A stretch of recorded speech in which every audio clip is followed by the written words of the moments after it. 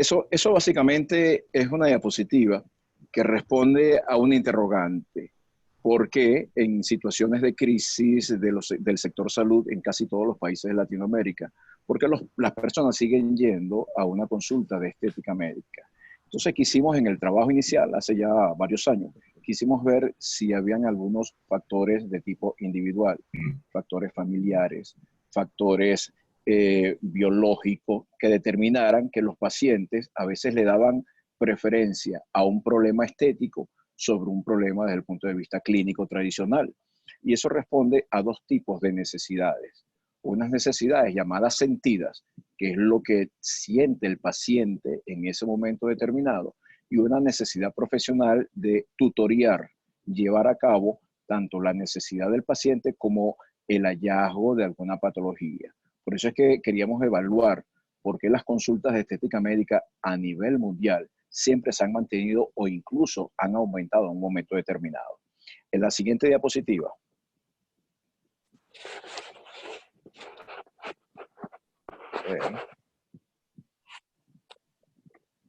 Sabe? Só um instante que estou colocando com a tela marrom. Más grande. Mais grande. Só um instante. Ok. Okay, creo que se lee adecuadamente, ¿no? Sim, pero Entonces, pode quedar um pouquinho maior. Ó, vê se tá bom agora. Tá igual. Ok. Igual? Está adecuado. Não, mas é assim, esse vai ser assim. Ok, está listo, ok? Pode passar. Ok, podemos pasar a la siguiente.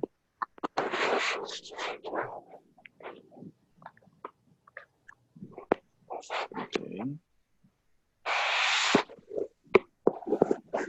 Pergunta se está certo. Fala com ele, Pergunta se está certo. Ok, esperando entonces la siguiente diapositiva. Repito Pastor, nuevamente para... ¿Está correcto la orden? ¿Por qué me enviaste así? Sí, no importa, Carlos, podemos darla así, no hay problema. Cada diapositiva puede explicarse por separado y en conjunto. Gracias. Sí, gracias.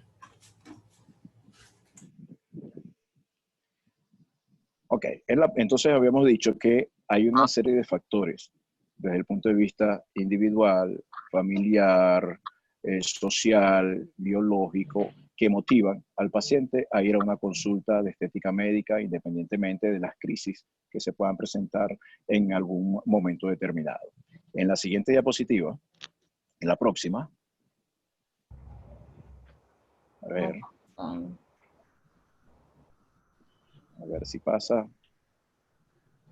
Bueno, encontramos entonces que hay, desde el punto de vista de la medicina de familia, nosotros estamos, la persona, el individuo, tiene tres componentes. Un componente individual, que nosotros llamamos eje 1, un componente de relación de pareja, que llamamos eje 2, y un componente de la inserción social, que es el eje 3. Cuando yo tengo un problema estético, tengo un inesteticismo o tengo una inconformidad en mi eje 1, eso muy posiblemente repercuta en el eje 2 y definitivamente en la casuística que nosotros estuvimos revisando va a incidir también en el eje 3. Entonces, una dismorfia nasal, por decir algo muy sencillo, puede hacer que la persona no se sienta a gusto consigo misma y eso me va a producir un desequilibrio en la relación biopsicosocial.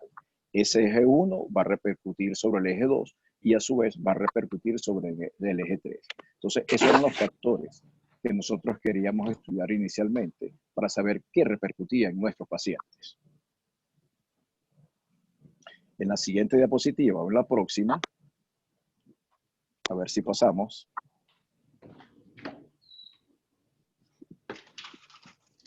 Está conseguindo mudar. A ver.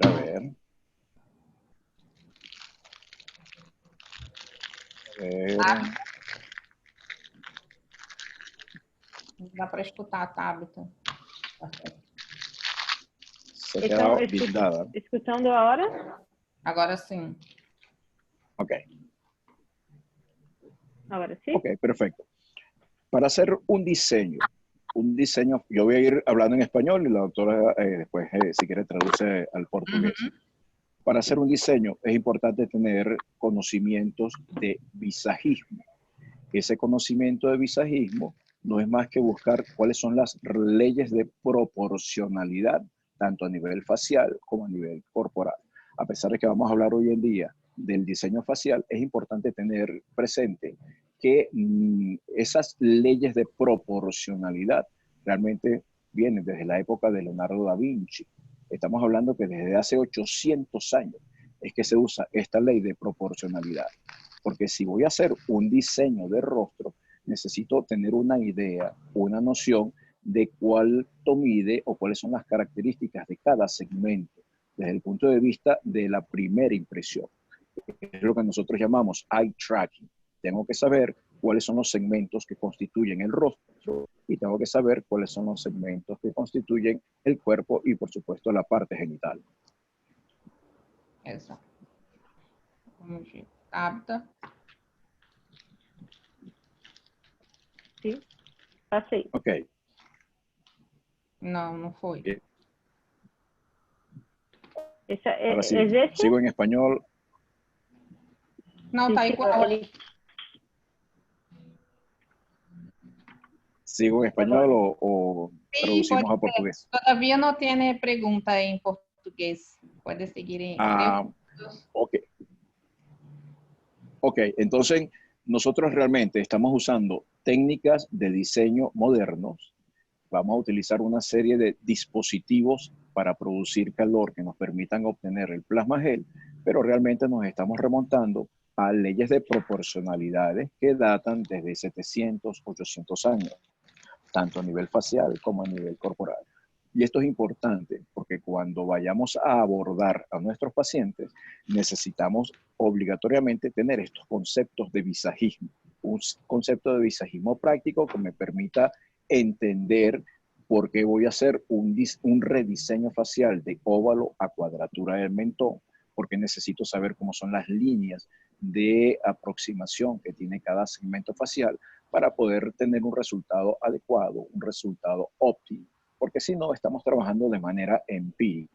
Entonces, no solamente requiero tener conocimientos de visajismo o de dibujo o de diseño, requiero también tener una habilidad práctica que me permita hacer sobre un rostro determinado un diseño para dar armonía facial. Lo que queremos básicamente es dar armonía facial, tratar de buscar la mayor simetralidad posible, entendiendo que la cara es asimétrica, entendiendo que el cuerpo es asimétrico. Y vamos a ver más adelante. Nestor, Sí. necessitamos acá, estamos com um problema. Ok. Esto ocurre hasta en la televisión en vivo. Ok. Entonces, fíjense bien. Ok. La diapositiva que ustedes vieron hace un momento era básicamente para explicar que nosotros no estamos buscando realmente belleza. No que una persona se vea más bonita o menos bonita, sino que se vea saludable. Porque la armonía facial, la armonía corporal e incluso la armonía genital dan una imagen, sea consciente o de manera inconsciente,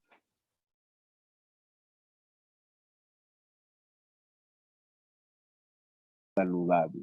Una imagen que te dé la mayor proporcionalidad posible desde el punto de vista facial, desde el punto de vista corporal y desde el punto de vista genital. Yo voy a estar hablando de las tres estructuras por igual. Ok, entonces esa es la imagen que ustedes están viendo en este momento. Nadie pensaría que ninguno de esas dos personas tiene problemas de artrosis, tiene problemas de lupus, tiene problemas de hipertensión, de diabetes. Básicamente la primera impresión que nos da son personas que son muy saludables. ¿Y cómo se traduce desde el punto de vista consciente e incluso subconsciente? Que son personas con éxito personal, con éxito laboral, con éxito familiar, es decir, que tienen una gran calidad de vida. Entonces, hay unas palabras claves. Armonía, armonía facial, armonía corporal, armonía genital, imagen saludable. Ya con esos dos conceptos, ya nos entendemos hacia dónde nosotros vamos a ofrecer a nuestros pacientes unas expectativas reales de mejoramiento. no vamos a obtener belleza, no vamos a obtener quizás una corrección de algún defecto, pero evidentemente va a mejorar de su estadio inicial al momento en que nosotros realicemos el protocolo de diseño con plasma o plasmodelado. Exacto. Si tenemos la próxima diapositiva, podemos entender un poco más este concepto. ¿Cambió? No, está igual. No ha cambiado todavía. Entonces vamos a quedarnos con esta imagen para ¿Cambió tener presente. o no? No. Teniendo esta ¿Está imagen, cambiando? vamos a entender. No, no está cambiando todavía. ¿No está cambiando? Solo un instante.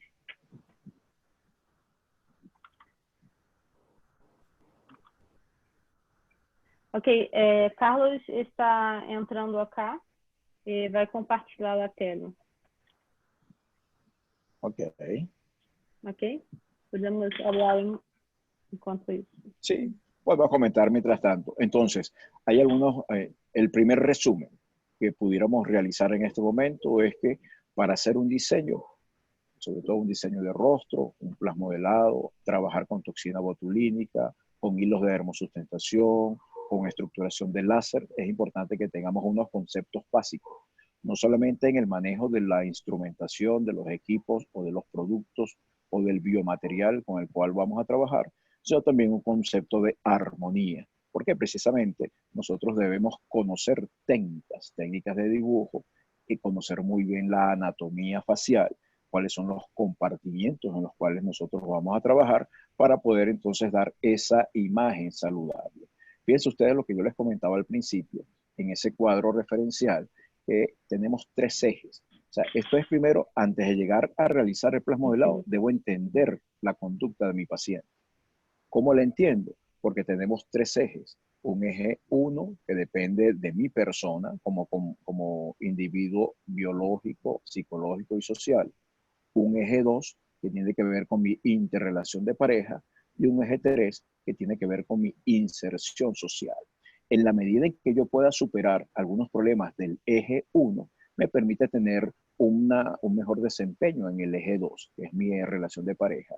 Y por supuesto, si estoy bien conmigo mismo, si estoy bien en mi relación de pareja, mi inserción social tiene que ser lo más adecuado posible. ¿Qué hemos observado? Sobre todo pacientes con dismorfia genital masculina, el eje 1 ya hay una baja autoestima. Esa baja autoestima va a repercutir en el estudio que nosotros hicimos durante tantos años en mi relación de pareja. Ya hay un hándicap, hay una serie de situaciones que no me permiten desempeñarme adecuadamente en mi ejercicio sexual. Y si tengo el eje 1 y el eje 2 afectados, lo más probable es que mi rendimiento social no sea el adecuado. Entonces, esto es lo que queríamos nosotros evaluar. Cómo un problema estético de una persona puede repercutir en su relación de pareja y a su vez afectar el entorno social. Todo esto, ¿en qué lo resumimos nosotros? Lo resumimos en calidad de vida. Calidad de vida donde no solamente va a ser la ausencia de enfermedades, sino el grado de satisfacción social, el grado de satisfacción biológica, el grado en el cual yo estoy cumpliendo con mis necesidades sentidas y, por supuesto, todo eso hasta el grado espiritual es importante. Entonces queríamos ver por qué en estos tiempos de crisis los pacientes siguen asistiendo a una consulta de estética médica. En la próxima diapositiva, si ya la tenemos, podemos seguir conversando de esto. Entonces, fíjense, hay una serie de criterios. No todos los pacientes son adecuados. No, la anterior, la que estábamos viendo que tenía una barra roja.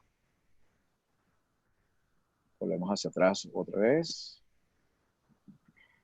¿Listo? ¿Ese acá? La anterior. La anterior a esta. A barra vermelha. Sí, está gravando. Ok, después de esta venía una que tenía una barra roja que decía criterios de inclusión y criterios de exclusión. Sí, ese acá. Ok, esa. Ok, fíjense, no todos los pacientes son aptos para este tipo de procedimiento. ¿Por qué? Porque son pacientes que continuamente presentan 2 o más señalamientos que están en el cuadro rojo. Personas que son impacientes, que no tienen claridad en el motivo de consulta, que tienen unas expectativas absolutamente irreales, personas que tienen problemas desde el punto de vista económico, desde el punto de vista de pareja, desde el punto de vista familiar, no están adecuados para este tipo de procedimiento, porque son aquellos que van a presentar con más intensidad efectos secundarios. Entonces, es cierto que hay criterios psicológicos o psicobiológicos de inclusión y exclusión, así como hay criterios biométricos, así como hay criterios de expectativa. Entonces, esto es fundamental. Lo que ustedes ven en azul son los pacientes ideales. Perfecto. Con eso no vamos a tener prácticamente ningún tipo de problema. Pero los pacientes en rojo son criterios que nos permiten excluir de este tipo de procedimientos a los pacientes porque no van a cumplir adecuadamente los requerimientos en casa y van a tener muchas posibilidades de tener efectos secundarios. Entonces, en la lámina que sigue, en la próxima lámina, vamos a entender realmente qué son los plasmodelados. Ajá, la siguiente.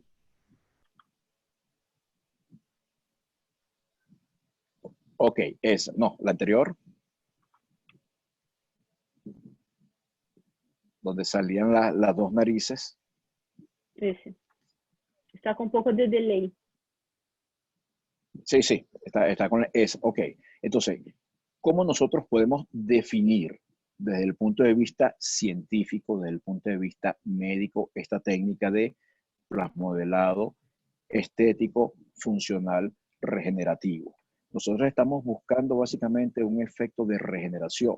Ese efecto de regeneración, cuando apliquemos el plasma, que lo vamos a comentar dentro de un momento, nos va a dar un resultado de adecuación del tejido. Y ese resultado de adecuación del tejido va a traer como un mejoramiento en la funcionalidad. Y ese mejoramiento en la funcionalidad nos va a traer un efecto estético. Quiere decir que más que plasmodelado estético, funcional, regenerativo, es un plasmodelado regenerativo, funcional y estético. Entonces, ¿cómo nosotros podemos definirlo? Como aquel mejoramiento de diferentes estructuras a través de la aplicación del bioplasma o del plasma autólogo, pero a dosis terapéuticas. Ya vamos a ver que no todos los segmentos faciales se limitan a una dosis. Lo importante es que no sobrepase la capacidad que tiene el tejido de saturación de plasma.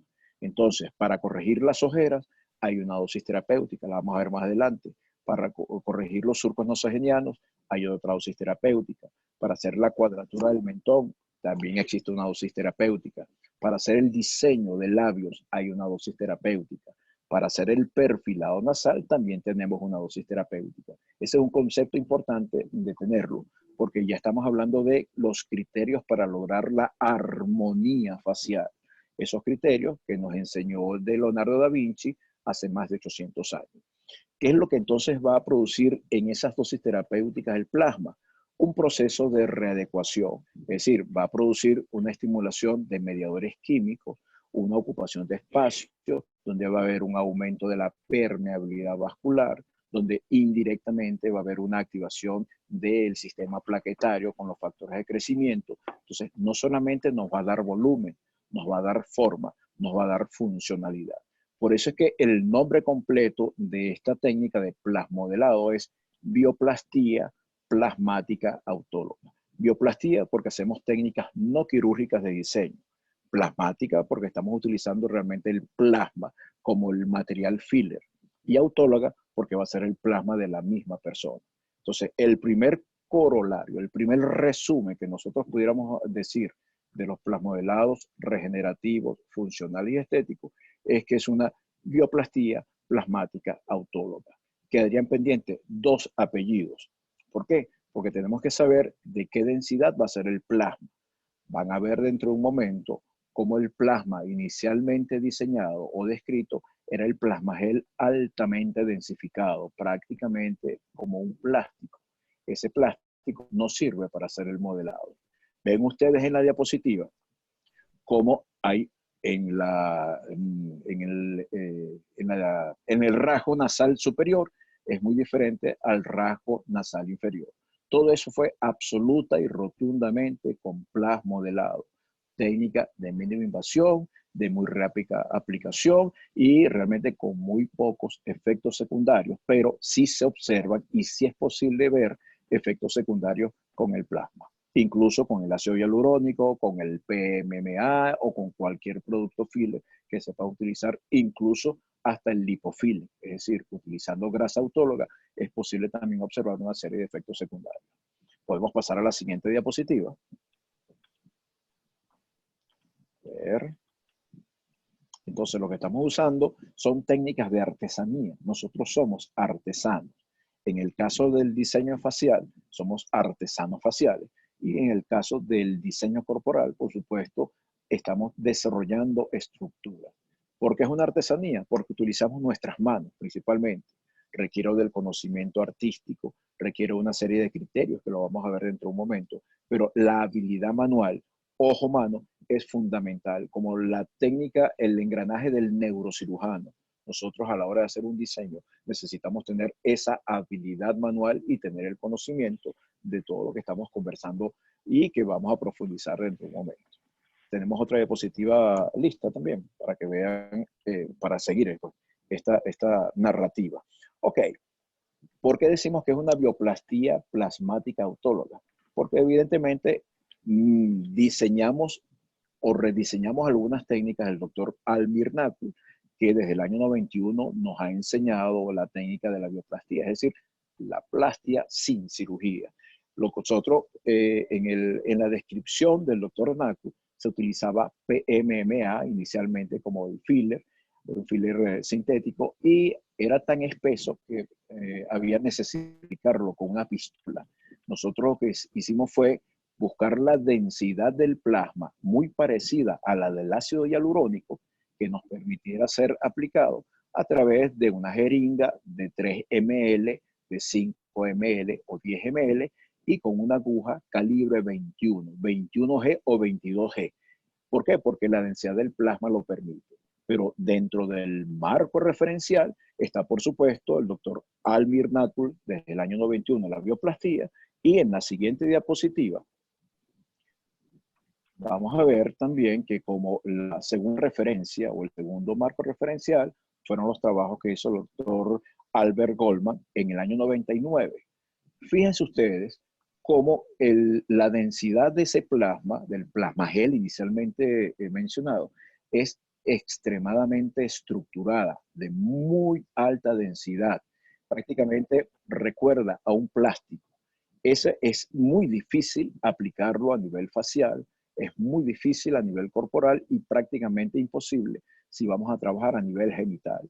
Entonces lo que hicimos fue tener la bioplastía como marco referencial, los trabajos del doctor Goldman, y lo que hicimos fue simplificarlo. Ya van a ver en las siguientes diapositivas cómo a través de diferentes software y en diferentes países con diferentes casuísticas, esto fue en el 2010 cuando comenzamos a simplificar las técnicas y llevarla a el moldeado genital masculino. Lo hicimos en Ecuador y en Venezuela, en el Instituto Bloom, instituto que está en Guayaquil, con todo, digamos, teníamos toda la logística para poder hacer un adecuado estudio del sexo masculino. En la diapositiva que sigue, eso fue en el 2010, fíjense, vamos a seguir el orden cronológico.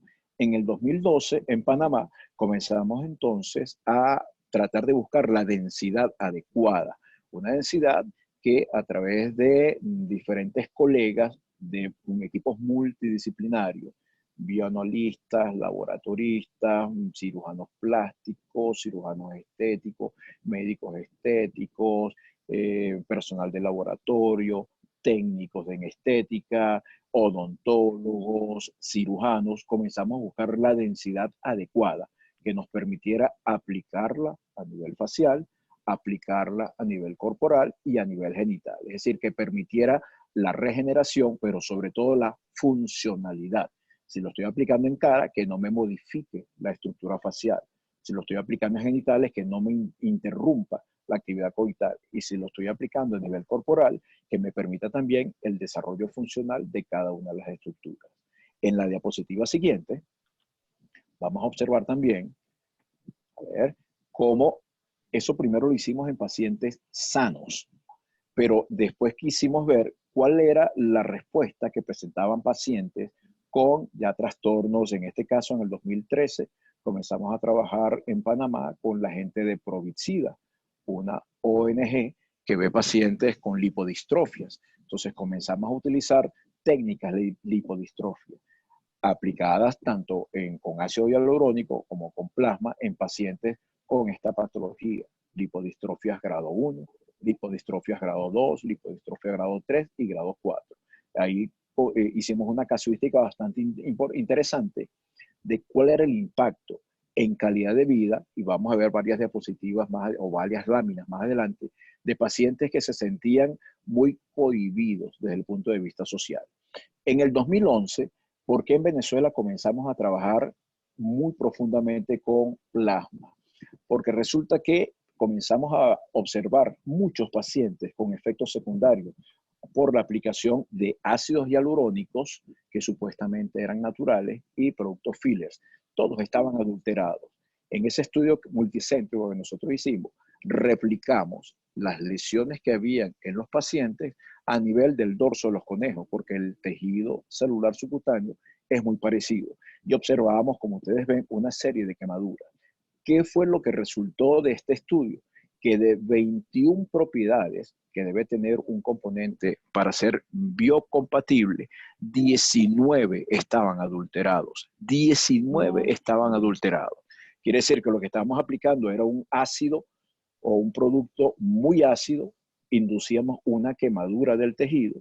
Cuando hacíamos el estudio de la secreción de la quemadura, reportaban estreptococo, estafilococo. Cuando veíamos cuál era el grado de irritabilidad, nos daba mucho más de 4 cruces. Y cuando hicimos el estudio de espectrometría infrarroja, lo que encontramos era que no había ningún componente que decía el etiquetado del producto original. Es decir, había un producto completamente incompatible con los tejidos.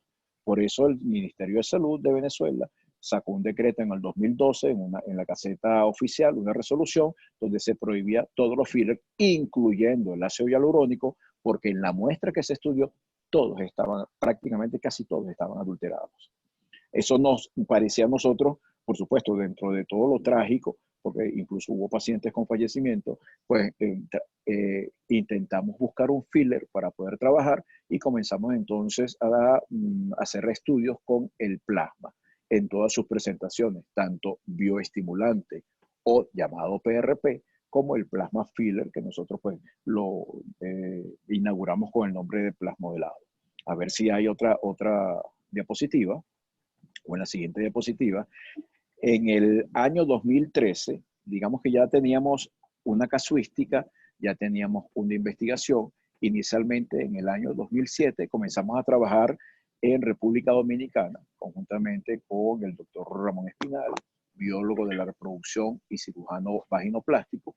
Comenzamos a trabajar principalmente con genitales femeninos. Llegamos a realizar cerca de 29 cursos, más de 500 ginecólogos de todo el mundo pasaron por nuestro entrenamiento, y en el 2013 tuvimos la dicha de sacar ya un primer libro que se llama Cosmética Ginecológica con estas técnicas. Es decir, como marco referencial para el uso de plasmodelado, tenemos el libro del doctor Nakul, el libro del doctor Goldman, y tenemos este libro que se llama Cosmética Ginecológica. ¿Cuál era la idea? Buscar blindaje. Un blindaje de la técnica, un blindaje científico, un blindaje académico, un blindaje desde el punto de vista de marcos referenciales. Eso es lo que queríamos enseñar con este libro, que está en este momento en formato digital, y quien lo distribuye es la gente de Apple. Hay 3 versiones, una versión en español, una versión en inglés y una versión en portugués. En la siguiente lámina. A ver. Ok, entonces, otro resumen. Nosotros vamos a usar criterios topoanatómicos. Si no tenemos el conocimiento adecuado de la anatomía del rostro, es muy difícil que nosotros podamos tener éxito. Pudiera ser que algunos pacientes no presentaran efectos secundarios, pero es muy probable que no respetemos si no tengo el conocimiento anatómico, si no tengo el conocimiento topográfico, si no tengo el conocimiento histológico, si no estoy trabajando en el nivel superficial en el cual se hacen los plasmodelados, que tenga un efecto totalmente inadecuado. Entonces, ¿qué es lo que nosotros estamos buscando? Unos criterios de mejoramiento de ciertas estructuras que no sean tan estéticas para el paciente, resolver su necesidad sentida e impactar principalmente en calidad de vida. La próxima diapositiva o la próxima lámina. Ok, entonces fíjense todos los criterios que utilizamos para hacer este diseño. Criterios anatómicos, criterios topográficos, criterios funcionales, criterios estructurales, de armonía, biopsicosociales, económicos, motivacionales, visuales. Es decir, buscamos todos los factores sociales, personales, individuales o familiares que puedan afectar la conducta del paciente en un momento determinado. En la próxima diapositiva. Ok, entonces, habíamos hablado de que habían dosis anatómicas. ¿De dónde nosotros sacamos esas dosis anatómicas, esas dosis terapéuticas? De los criterios que se utilizaron para la aplicación de ácido hialurónico inicialmente, tanto a nivel facial como a nivel corporal. Lo que hicimos fue ver por superficie de área. Llevamos todas las estructuras faciales, las llevamos a superficies de área. Entonces queríamos ver cuánto tenía la semiluna de la infraórbita o de las ojeras, qué capacidad tenía, cómo se comportaba el plasma en un momento determinado, cuál era la distensibilidad que tenía el tejido. Y entonces lo que hicimos fue una tabla de equivalencias que van a ver más adelante, cuánto es lo máximo permitido que uno puede utilizar en plasma para un momento determinado en el diseño de rostro. En la siguiente diapositiva, a ver la siguiente lámina. Ok, fíjense cómo tenemos un antes y un después. Como la persona se ve, como estamos recuperando una alineación, una armonía en el rostro, por eso es que generalmente se habla hasta de un rejuvenecimiento facial. El término no es adecuado. Estamos buscando un refrescamiento facial, pero realmente no es un rejuvenecimiento, porque evidentemente eso no existe. Pero fíjense cómo un rostro medio ovalado con signos de desgaste, de cronoheliosis, que son esos hundimientos o esas depresiones que se presentan en el rostro, cómo nosotros vamos mejorándolas. En la medida en que se van mejorando, se va viendo un rostro mucho más juvenil, mucho más lozano. Por eso es que la terminología rejuvenecimiento facial se venía utilizando, aunque no es el adecuado. En la siguiente lámina, una cosa interesante de esta lámina, hay un enrojecimiento importante. Como nosotros vamos a inducir una respuesta inflamatoria inicialmente en el tejido, por eso ustedes van a ver que hay una respuesta de enrojecimiento. Ok, para entender esto, ¿qué es lo que nosotros debemos comprender a su vez? Que existe un ciclo vital. Un ciclo vital no solamente desde el punto de vista cronológico, sino un ciclo vital en nuestros tejidos, en nuestros aparatos, en nuestros sistemas, en nuestras células. Ese ciclo vital recibe el nombre de cronoheliosis. Esto es el arte de envejecer. Todos vamos a envejecer. Todos queremos vernos de un estatus inicial, ya con ciertos signos de desgaste, a un estatus como se refleja. Entonces, estamos trabajando con el subconsciente del paciente, donde siempre se quiere ver mucho más sano, se quiere ver mucho más joven.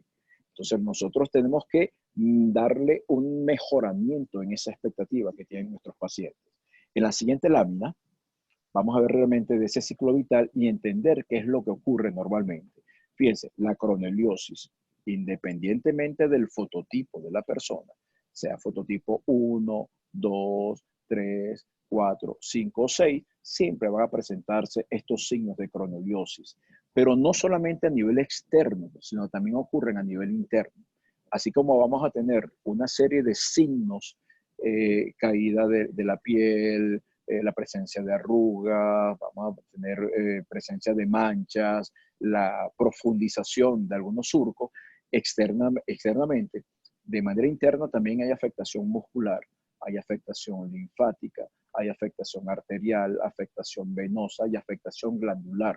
Entonces, para el concepto de armonía facial, tenemos que estar pendientes que hay signos externos y también van a haber una serie de signos internos que debemos mejorar. La diapositiva siguiente o la lámina siguiente. A ver. Ok, fíjense que esa es una foto muy llamativa, muy conocida, salió en la revista Life desde hace muchos años, donde hay la imagen de la izquierda, una muchacha, una chica, una joven, con una tasitura de sus tejidos, con una serie de líneas, y cómo con el correr del tiempo, por factores nutricionales, factores ambientales, factores biológicos, factores psicológicos, factores situacionales, se va perdiendo esa armonía de las líneas faciales. Entonces, eso nos está indicando que realmente hay un proceso de desgaste, no de envejecimiento, sino de desgaste facial, que lo que nos va a indicar es que esa alineación, esa armonía se va perdiendo progresivamente. La lámina siguiente. Ok, entonces nos da la fisiopatología de la conaldiosis en resumen. ¿Qué es lo que nosotros vamos a tener? Dos vectores que van a trabajar de manera simultánea. Por un lado, vamos a tener que normalmente existe un equilibrio entre el colágeno y la elastina. Y todo esto, por supuesto, en una piscina de proteoglicanos. El colágeno me va a dar el tono, la elastina me da la flexibilidad y la malla de proteoglicanos me va a sostener ambos en equilibrio. La proteína más sensible a ese proceso de cronoheliosis o de desgaste es el colágeno.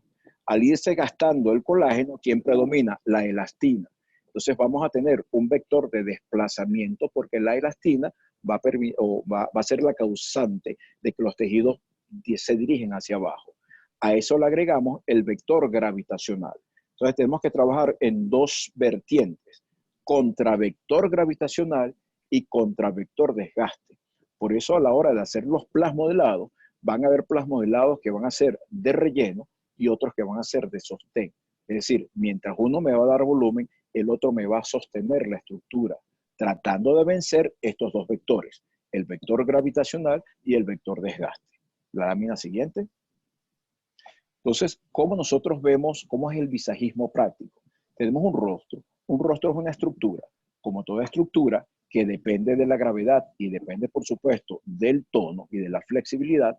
Vemos que se divide de manera práctica en dos líneas ascendentes que van de la comisura labial hacia arriba y dos líneas horizontales. Una que atraviesa la columela y la otra que atraviesa el entrecejo. Esto nos da a nosotros un segmento inferior, un segmento medio y un segmento superior. Entonces, ¿cómo nosotros tenemos que abordar y explicarle a los pacientes? Si un paciente viene por un surco nasogeniano, nosotros debemos hacerle entender que no vamos a rellenar solamente los surcos nasogenianos, sino que como una estructura, por ese vector de desplazamiento y el vector gravitacional, el mentón se va a desplazar hacia abajo. Eso trae como consecuencia la profundización de los surcos infralabiales, lo cual a su vez nos da una fisura a nivel de las mandíbulas. Esta lesión en la planta baja o en el segmento inferior del rostro trae como consecuencia profundización de los surcos nasogenianos, una fisura a nivel de pómulo y mejilla que se traduce en una línea generalmente oblicua y profundización de las ojeras o de la infraórbita. Esto trae a su vez en el segmento medio que haya una caída de la punta nasal, un desplazamiento del dorso y una prominencia de la jiba. Esto a su vez trae como consecuencia a manera lateral la profundización de las líneas lateroorbitarias, el marcaje del entrecejo y la aparición de las líneas frontales. Esto nos da a nosotros entonces una idea de que para hacer un mejoramiento bastante intenso, bastante significativo del rostro, no solamente va a bastar con el plasma, sino que en ocasiones va a requerir también toxina botulínica y ocasionalmente va a requerir hidrodermosustentación.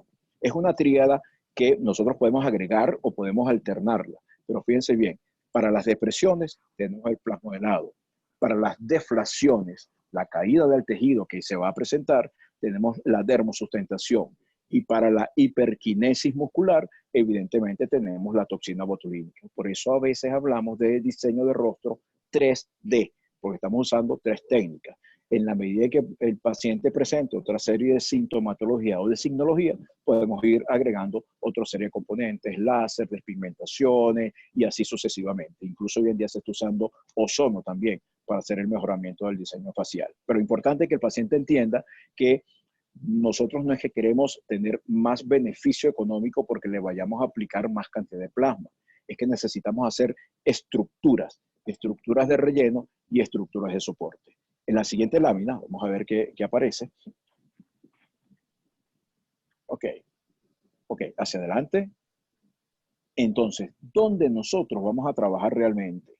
Para hacer el diseño del plasmodelado, se trabaja es del compartimiento graso superficial hacia adelante. Entonces, hay una gran diferencia entre diseño de rostro con plasmodelado y armonización orofacial. La armonización orofacial ya implica del compartimiento superficial y todos los compartimientos del smash que se presentan. Nosotros simplemente vamos a trabajar el cojinete graso.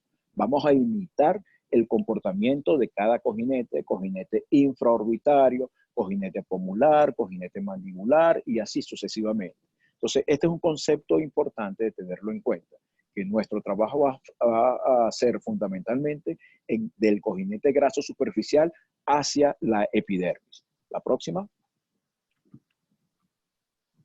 Ok, lo que yo les decía, fíjense cómo tenemos un estado inicial, un estatus 0 y un estatus ya final. Quizás lo más llamativo, además del mejoramiento que hubo de las depresiones, es la actitud visual de la paciente. Fíjense cómo en la primera hay una mirada triste, lánguida, y cómo después hay una mirada prácticamente retadora. Tómeme la foto como usted quiera, que igual voy a salir bien. Es decir, le estamos dando calidad de vida. A su insatisfacción estética la estamos mejorando.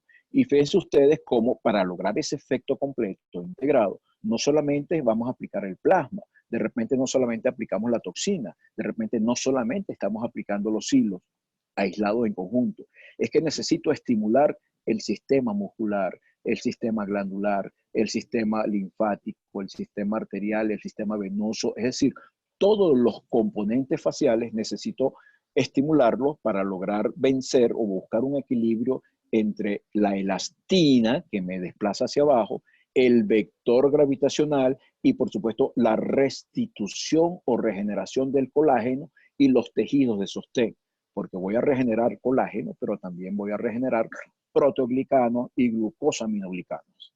La próxima.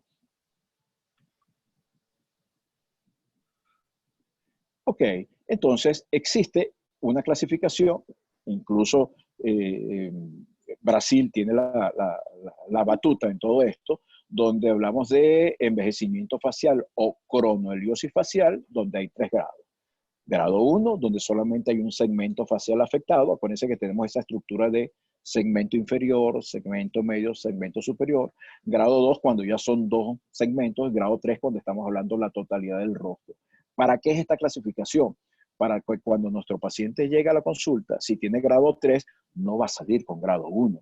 De grado 3 tiene que pasar a grado 2, de grado 2 a grado 1. Por eso es importante el concepto de que son consultas secuenciales en el tiempo, no solo para vigilancia del paciente, sino para lograr una evolución en el tiempo, porque tenemos que responder al comportamiento fisiológico que tiene el tejido. Etapa inflamatoria, etapa de proliferación, etapa de remodelación. La vamos a ver en unas láminas más adelante. La próxima, por favor. Ok, entonces, otra palabra clave es mejoramiento. Hay que ofrecerle al paciente que vamos a mejorar su estructura. No es que vamos a corregirlo. Quizás logremos en algunos corregirlo. Pero cuando yo digo te voy a corregir una ojera, ese paciente, si no logramos el efecto prácticamente de un 99% de mejoramiento, va a estar inconforme. Pero cuando yo le digo voy a mejorar tu ojera, voy a mejorar el hundimiento de la infraórbita, ya cambia la expectativa. Y acuérdense que habíamos hablado que hay un paciente problema que sus expectativas están mucho más alejadas de lo que la realidad nos pide. Entonces podemos lograr mejoramiento de la frente, de las líneas lateroorbitarias, de la infraórbita, del pómulo, de la mejilla, del diseño nasal, de los surcos nasogenianos, de los labios, del mentón, de la cuadratura. Es decir, ya le estamos dando un abanico de posibilidades. Esto se llama menú de servicios. Ese menú de servicios te permite entonces saber que el paciente a lo mejor no se le quita su ojera, pero va a mejorar muchísimo a la inconformidad o a la incomodidad que él tiene. En la siguiente lámina.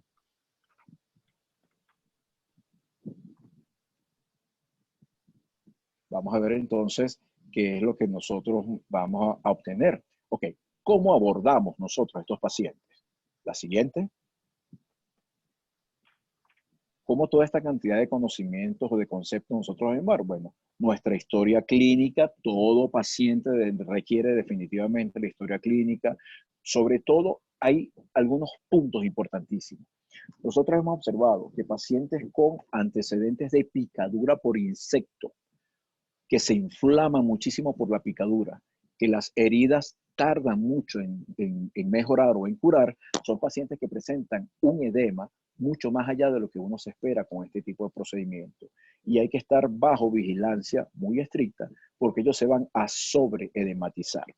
Un cc, un ml de plasma, genera en el tejido una inflamación aproximadamente entre 1.5 y 2 veces. Es decir, un cc de plasma me genera 2 cc de edema. Si en la totalidad de una cara yo estoy colocando para hacer todo el diseño 10 cc de plasma, generalmente voy a originar un edema representado de 20 ml de agua, de líquido. Entonces, es importante recordarle eso al paciente y es importante que lo recuerde yo como terapeuta porque los pacientes con antecedentes atópicos, con antecedentes alérgicos, se me van a edematizar mucho más. Van a tener más posibilidades de hacer efectos secundarios, sobre todo tipo granuloma. Entonces, importante tener estos conceptos en cuenta. Por supuesto, pacientes con colagenosis, pacientes con diabetes, pacientes con problemas del colágeno, pacientes con problemas de tejido conjuntivo, son pacientes que preferiblemente no se les realice este tipo de procedimiento. Entonces ya estamos comenzando a hablar de que así como hay descartes desde el punto de vista psicobiológico, hay descartes desde el punto de vista de antecedentes también. La siguiente lámina. A ver, la siguiente.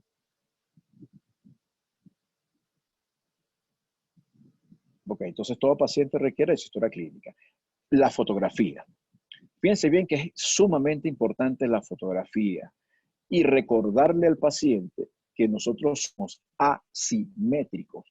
Si el surco nasogeniano derecho requiere 2 ml de plasma y colocamos 2 ml en el surco contralateral, no va a ser el mismo resultado, porque uno va a ser más profundo que el otro. Entonces, ustedes ven en la parte donde está mi cara, cómo unimos 2 mitades izquierdas, 2 mitades derechas, y la foto central es mi cara normal, somos 3 hermanos completamente diferentes. Esto es importante que el paciente entienda que somos asimétricos.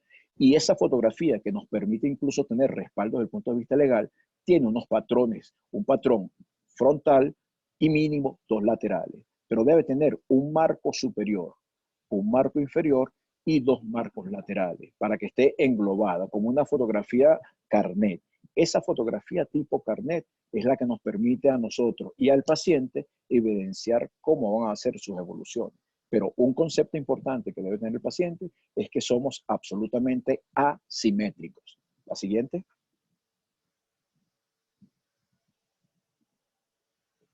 Y recordar todos los conceptos anatómicos.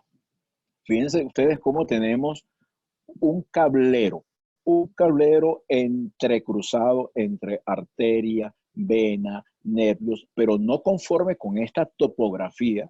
También tenemos cojinetes, cojinete graso superficial, cojinete graso medio, cojinete graso profundo, que están diferenciados por septums. Entonces yo tengo que recordar esa anatomía, sobre todo para entender los abordajes terapéuticos.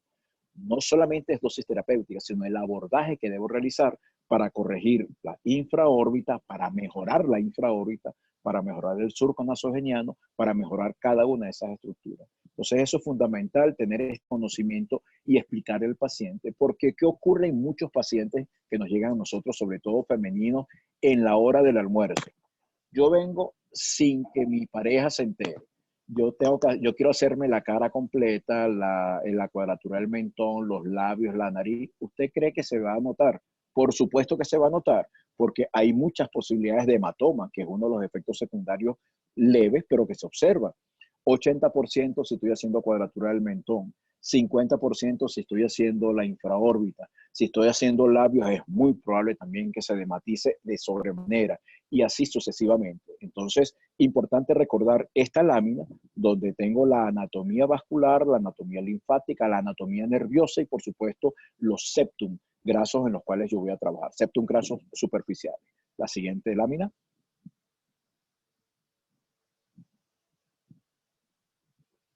Ok, ahí tienen entonces, en esa breve anatomía del rostro, ven ustedes cómo tenemos en esa ficha cadáver, o en esa pieza cadáver, realmente lo que nosotros vamos es a imitar la naturaleza.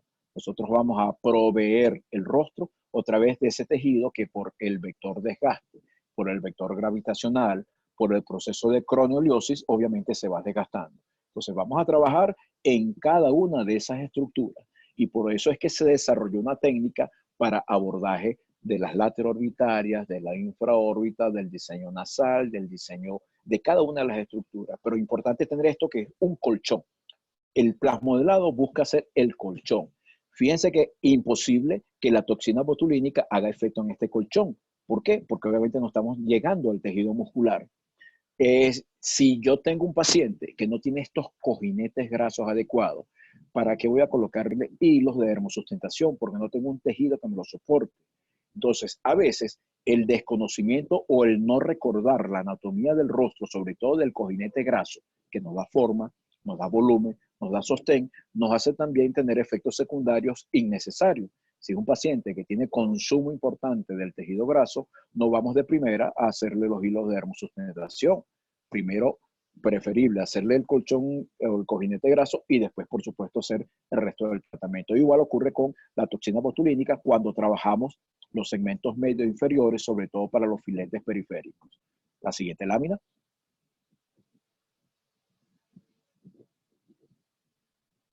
Ok, y recordar que hay puntos de peligro.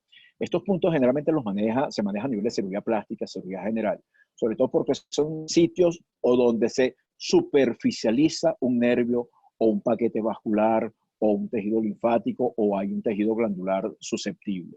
Entonces, estas son 7 áreas importantes que hay que recordar que son peligrosas. Sobre todo, ¿qué es lo que más nosotros vemos? Cuando estamos corrigiendo la infraórbita, las ojeras, tenemos ramas cigomáticas y bucales que podemos, si nosotros no tenemos el concepto adecuado ni el abordaje adecuado, podemos hacer una lesión secundaria. Y lo que más vemos es cuando se trabaja la rama submandibular, submentoniana, que si yo no llevo la dosis adecuada de plasma, que no puede ser más allá de 2 cc o de 2 ml, o si yo no desplazo adecuadamente el plasma, yo voy a hacer una compresión de esa rama submentoniana y el paciente va a presentar desviación de la comisura labial inmediata. El paciente siente como si estuviera haciendo una parálisis facial. Con la digitopresión y la digitodispersión quitamos ese efecto secundario, pero puede presentarse y puede asustar tanto al paciente como al operario si no tiene el conocimiento adecuado de cuál es el efecto que puede presentarse en ese momento determinado. Entonces, estas 7 zonas peligrosas de la cara es importante recordarlas, además de todo lo que hemos hablado anteriormente. La siguiente lámina. Ok.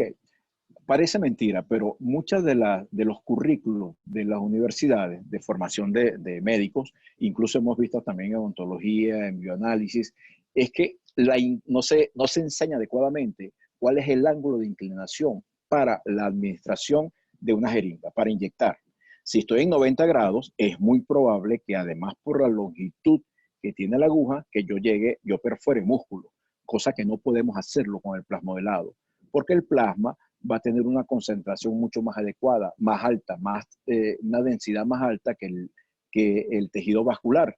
Si introduzco el plasma en el tejido vascular, voy a hacer una tromboembólisis. Entonces, es importante que este tratamiento que nosotros vamos a hacer o este diseño con plasmodelado es del cojinete graso hacia la epidermis, no del cojinete graso hacia abajo, porque si perforamos un músculo tenemos posibilidades de hacer un tromboembolismo. Entonces, fíjense ustedes, en algunos casos vamos a trabajar subepidérmicamente, en otros en dermis superficial, otro en dermis media, en dermis profunda o en el mismo telular subcutáneo. Entonces la inclinación de la aguja es importante dentro del manejo de la técnica. Habilidad manual, habilidad visual, habilidad teórica, habilidad de conocimientos. En la siguiente. En la siguiente lámina, ven ustedes entonces cómo además, para sobreasegurar la técnica, se hace lo que se llama la técnica de carpa, el signo de la carpa. Tengo dos manos. Mi mano derecha, en el caso de ser dextrómano, va a ser mi mano operaria, pero mi mano izquierda es la mano tutora. Tan importante es la izquierda como la derecha. Yo incluso diría que más importante es la mano contralateral, porque es la que me va a hacer el signo de la carpa, me va a ubicar en el tejido en el cual yo quiero aplicar el plasmodelado y va a evitar que me discurra. Cuando se está trabajando sobre todo tabique superior o se está trabajando la parte baja del entrecejo, si yo no pongo mi mano tutora, por el peso de gravedad, el plasma me puede discurrir hacia sacos lagrimales y puedo hacer una compresión mecánica. Entonces, fíjense como las dos manos también requieren de esa habilidad bimanual, además de la habilidad visual. Pero una de las estrategias que me permite y que me ayuda a mí a hacer este tipo de procedimientos es el signo de la carpa. La siguiente lámina.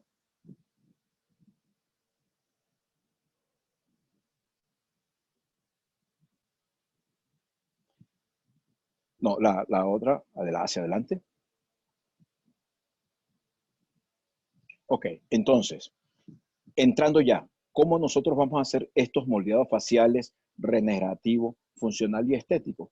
A través, fíjense cómo es la consistencia del plasmodelado o del plasma filler o de este plasma gel, es recordando un triturado de banana, una compota de manzana, un triturado de manzana. Es decir, queda pastoso, más que denso, más que un plasma gelificado totalmente, es un plasma pastoso. Esa densidad pastosa del plasma que se menciona en centistoque, me permite a mí que lo introduzca en cualquier estructura del rostro, simplemente con esa jeringa que ustedes ven, en ese caso es de 10 ml, puede ser de 5 ml, puede ser de 3 ml, pero lo más importante es la jeringa con la cual nosotros vamos a aplicarlo, que va a ser una jeringa 21 o 22G, es decir, tiene 3,8 centímetros de longitud y tiene apenas 0,8 milímetros de grosor. Esa densidad del plasma permite ser aplicado a través de esas dimensiones de la jeringa. Y ven ustedes cómo en esa diapositiva están las dosis máximas. Prácticamente nunca se llega a las dosis máximas, pero por superficie de área y comportamiento del plasma, nunca deberíamos pasar de esa dosificación para corregir infraórbita, pómulos, mejillas, surco nasogeniano, surco infralabial, diseño del labio o el diseño a nivel del triángulo nasal. La próxima. La siguiente lámina. Ok. El consentimiento informado. Ya habíamos dicho que uno de los requerimientos, por supuesto, es la fotografía. Frente, lateral derecho, lateral izquierdo, mínimo, y por supuesto después los segmentos que se quieren corregir.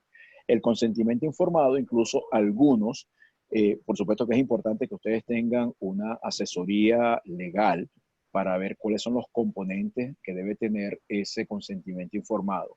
Algunos incluso hacen 2 tenores. Fíjense que ese es un modelo de historia donde está marcado el número de consultas por las veces que va a la consulta, lo que se le hace en cada una de las consultas, y hay 2 originales. Un original donde está que se queda con el médico y un original que se lo lleva el paciente, de manera de cumplir con los requerimientos médico-legales de la fotografía como marco referencial gráfico y el consentimiento informado. La siguiente. Siguiente lámina, a ver.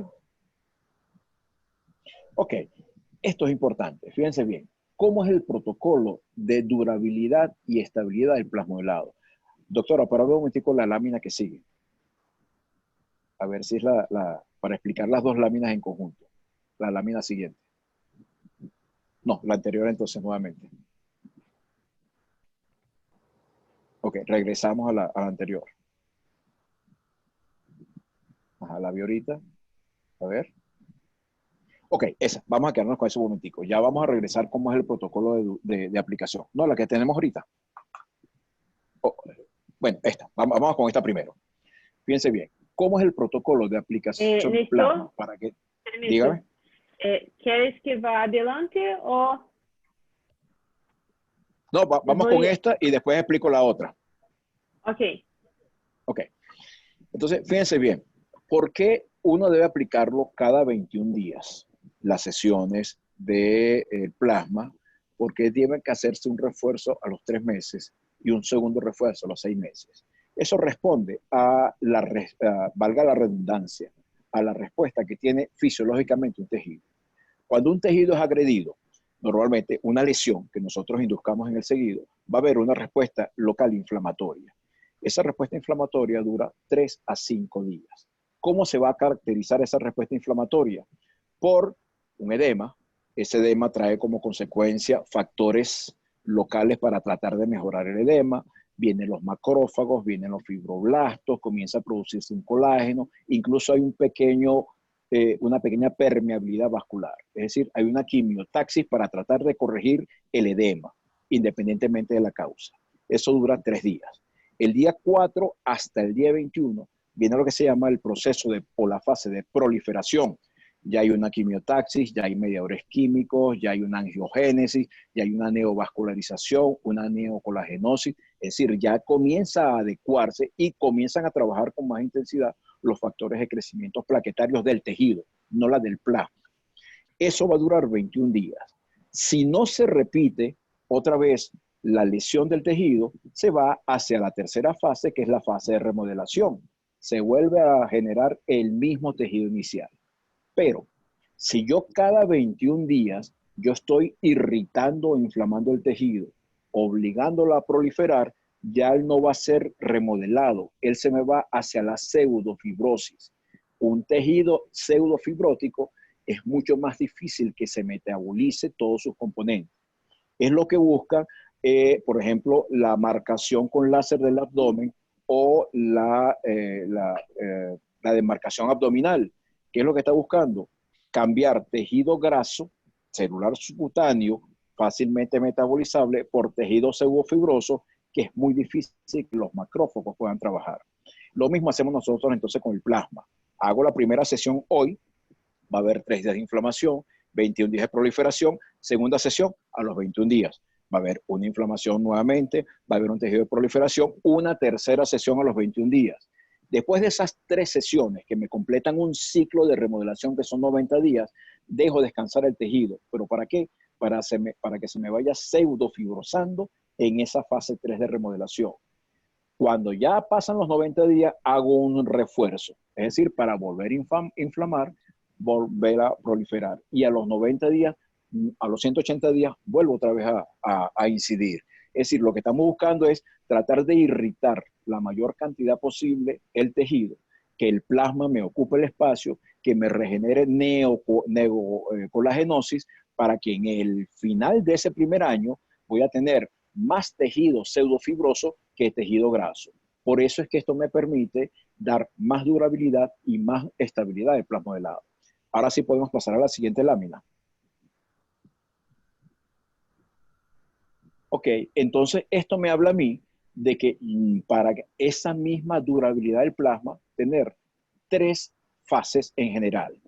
Una preparatoria, donde yo puedo establecer un adecuado aseo del paciente, preparar el tejido adecuadamente a través de vapor de ozono, a través de peeling ultrasónico, a través de la aplicación de láser, a través de microcorriente, corriente alterna, alta frecuencia, para preparar los tejidos externos y preparar, por supuesto, todos los componentes internos. Digamos que esa es una fase previa a inmediatamente aplicar los derivados plasmáticos. Derivados plasmáticos que puedo aplicar el PRP en esa misma sesión, porque el PRP va a ser a través de microcanales para que me vaya proliferando principalmente de la epidermis hacia afuera, y por supuesto después aplico el plasma helado o el plasma filler. Y una fase de mantenimiento. Fase de mantenimiento que precisamente tiene que ver con el protocolo de aplicabilidad. Hoy la primera sesión, 21 días la segunda sesión, 21 días la tercera sesión, 3 meses primer refuerzo, 6 meses segundo refuerzo. A eso se refiere este protocolo básico de durabilidad. Ese protocolo fue realizado incluso por el doctor Constantino Carapsias, que era el propietario de SK Aparelhos Eléctricos. Hoy en día está retirado, muy amigo, y ese protocolo lo hicimos nosotros porque se puede aplicar a aparatología.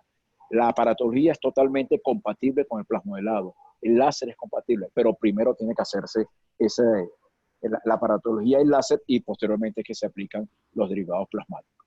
La siguiente lámina. Ok, esto es un resumen de lo que yo les he estado diciendo. Lo que ocurre en la fase 1 inflamatoria, ese día 1, 2 y 3, luego que ocurre el día 4 hasta el día 21, y tenemos las dos vías. La vía verde es la que normalmente sigue el tejido cuando no se reestimula. Los cuadros amarillos es lo que ocurre con esa pseudofibrosis cuando continuamente nosotros estamos irritando y estimulando el tejido. La siguiente. Ok, con ese protocolo de durabilidad podemos tener 2 años de duración con el efecto de remodelado o de rediseño, hasta 2 años. Un comportamiento incluso más extenso que ácido hialurónico.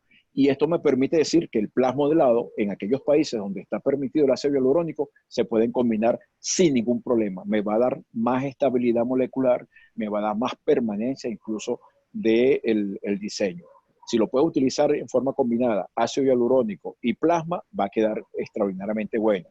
En Venezuela estamos limitados, no sé si hay otro país de Latinoamérica donde podemos utilizar, donde solamente podemos utilizar el plasma. Ese cuadro que ustedes están viendo en este momento habla de la densidad numéricamente. Plasma líquido, sangre y agua tienen una densidad de 1. Esa es la estabilidad numérica.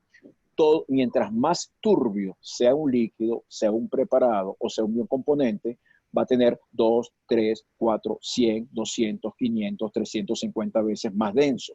El ácido hialurónico no reticulado que se venía utilizando durante muchos años decía densidad 350. Eso significa que es 350 veces más denso que el agua, 350 veces más denso que el plasma, 350 veces más denso que la sangre. Entonces, nuestro plasma está entre los 350 y los 650 centistoque. Es decir, es o 350 o 650 veces más denso que el agua, más denso que el plasma, más denso que la sangre. La lámina que vimos inicialmente del doctor Goodman, que parecía un plástico, eso prácticamente supera los 1000 centistoques, es muy denso, tanto es que uno puede romperlo, como si fuera un bolígrafo, o un pencil o un lápiz. Entonces, vamos a trabajar con una densidad media del plasma. Por eso habíamos dicho que faltaban 2 apellidos. Vamos a trabajar con bioplastía plasmática autóloga de mediana densidad. Y eso me está indicando, que lo vamos a ver dentro de un momento, cuánto es el grado de calentamiento y cuánto es la densidad. Ok, después del último refuerzo, aproximadamente estamos hoy, 21 días, 3 meses, 6 meses. El segundo año debería ser 2 refuerzos más. Y ya tenemos una durabilidad del procedimiento de 3 a 5 años. Lo hemos evidenciado en diseños genitales, en diseños corporales y por supuesto en diseños nasales, que es la estructura que más cae porque obviamente es la prominente de la cara. La siguiente lámina. A ver. Ok, habíamos dicho que habían criterios de exclusión o de inclusión desde el punto de vista psicobiológico, criterios de inclusión o exclusión desde el punto de vista anatómico, y ahora tenemos criterios básicos para ver cómo están nuestros pacientes. Obviamente, ¿qué requiere? Requiere su hematología completa, requiere velocidad de sedimentación, ya les voy a explicar por qué.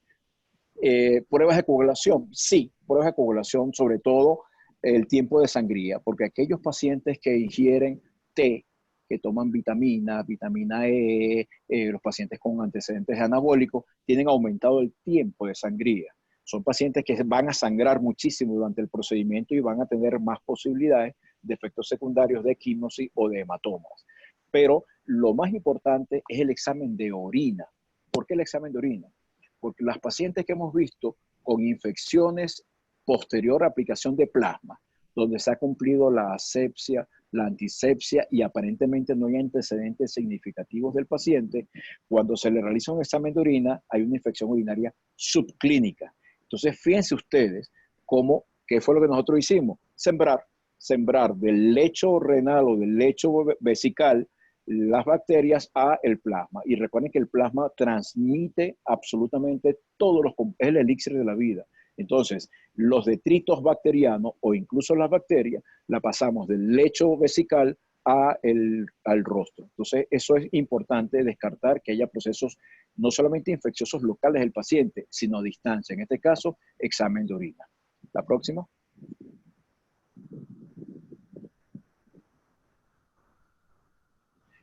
Ok, esta lámina, yo sé que de repente no puede ser tan fácil, pero es todo lo que contiene el plasma. El plasma contiene minerales, vitaminas, leucocitos, electrolitos, gases, LDL, HDL, fosfolípidos. ¿Para qué le vamos a agregar nosotros algún componente químico al plasma? El plasma se extrae la sangre, se centrifuga, se saca el líquido plasmático y se somete a calor. No requiere de ningún tipo de activador, no requiere ningún tipo de activante, ningún tipo de energizante, porque el plasma lo tiene todo. Lo que vamos a hacer, agregando cualquiera de estos componentes, es acidificar el plasma, y eso sí nos puede dar, o puede ser un causante de efectos secundarios. Entonces, al plasma, por favor, para plasmodelado, no se le agrega ningún tipo de componente químico, en absoluto. Muy diferente el PRP del plasmodelado. Son hermanos, pero no se tratan por igual, no se habla. Prácticamente casi ni se conoce. La siguiente lámina.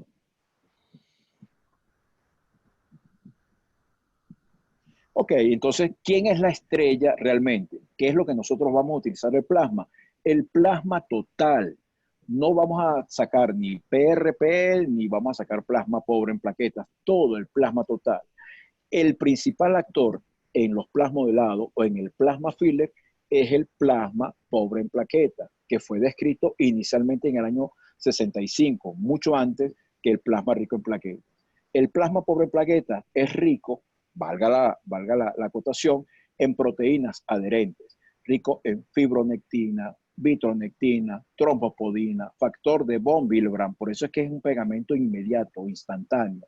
Entonces, importante recordar que voy a sacar todo el plasma total, y después ese plasma total que lo voy a someter a calor, no se van a desnaturalizar por el tiempo de aplicación de calor esas proteínas adherentes. Además de que representa apenas el 5% del componente. Lo más importante del plasmodelado es el líquido plasmático que voy a obtener. Entonces, ese líquido plasmático es rico en estas proteínas adherentes, y por eso cuando uno lo aplica en cualquier estructura del rostro o del cuerpo, tiene una adherencia inmediata con los tejidos subyacentes. La próxima lámina.